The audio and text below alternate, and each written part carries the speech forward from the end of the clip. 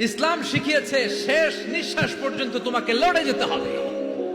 এই পৃথিবীতে কেউ কাউকে জায়গা করে দেয় না, জায়গা করে নিতে হবে।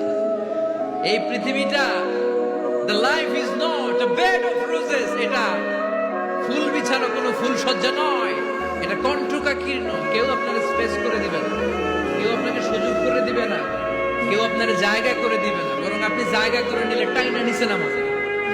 কথা বলেন। এজন্য কখনো অলসতাকে স্থান দেয়া যাবে। রাসূল বাত্তালি দুক্কানু শয়তান, অলস মস্তিষ্ক শয়তানের আড্ডা। অলস যদি কেউ থাকে এটারে টেনে বেঁধে কাজে নামাবে, পারা যাবে?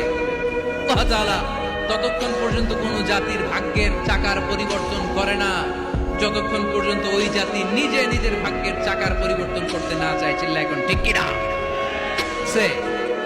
আমরা আজকে অলসতাকে নো বলে যাবো এই মাহফিল থেকে। অলসতাকে আমরা কি বলবো? আওয়াজ করে বলতে হবে। অলসতাকে কি বলবো আমরা? মুমিনের জীবনে কোনো অলসতা নেই।